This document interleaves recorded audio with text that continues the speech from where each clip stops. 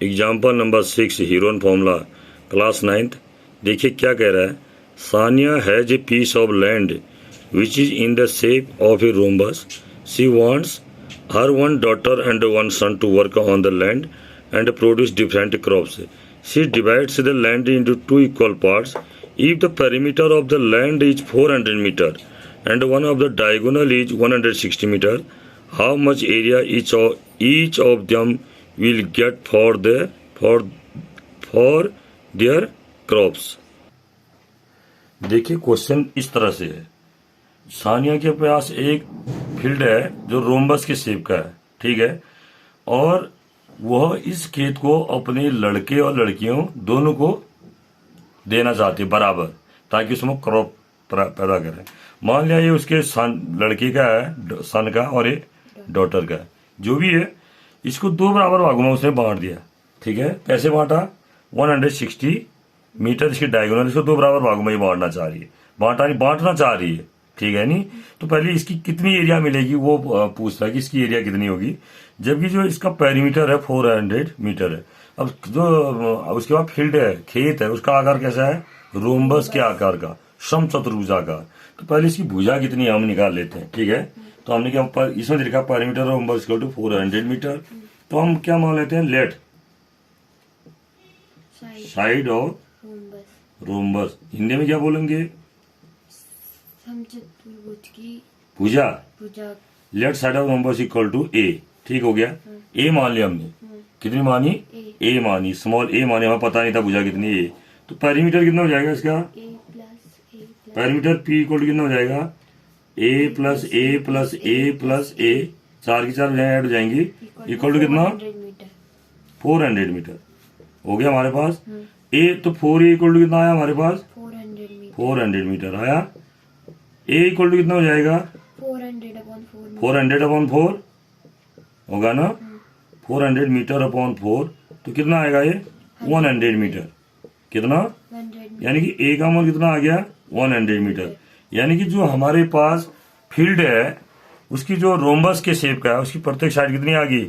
100 metre. ये भी 100 metre, ये भी 100 मीटर, सिमिलरली ये भी 100 मीटर और ये भी 100 मीटर, ठीक हो गया। अब हमें उसके बाद उसने देखा कि एक डायगोनल उसकी कितनी है? 160 मीटर है, ठीक हो गया। तो हम जानते हैं कि जो रोम्बस का शेप है, जो रोम्बस होता है उसका जो डायगोनल होता है वो डायगोनल जो रोम्बस को 2 बराबर इक्वल एरिया में डिवाइड कर देता है। समझ में आ रहा है?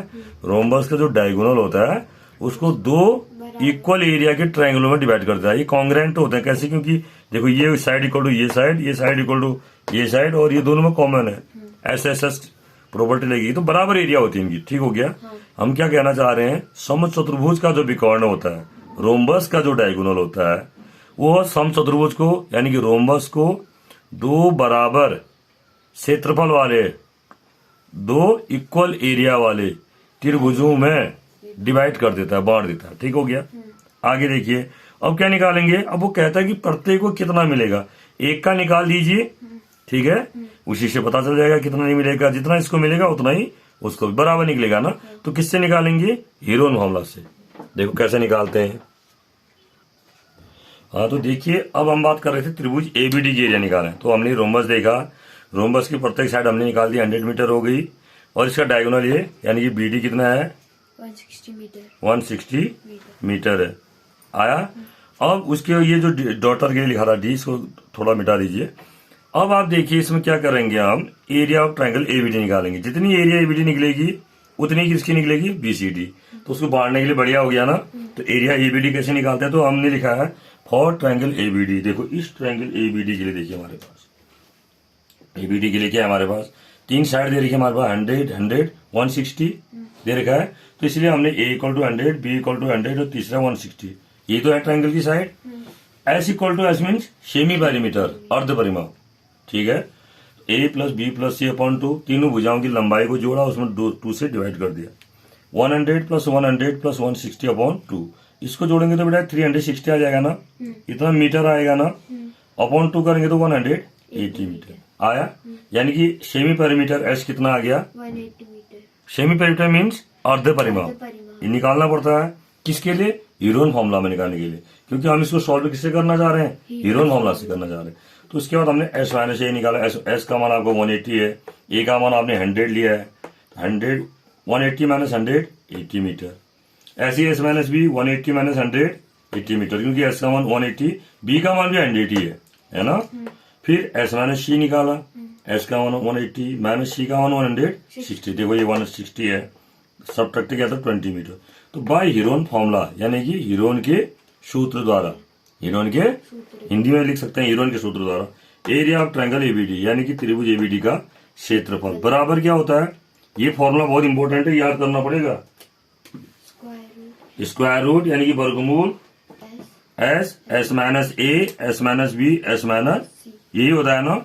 अब एस की वैल्यू कितनी है बेटा? वहां से देखिए कितने है एस की वैल्यू 180 इंटू एस माइनस ए की वैल्यू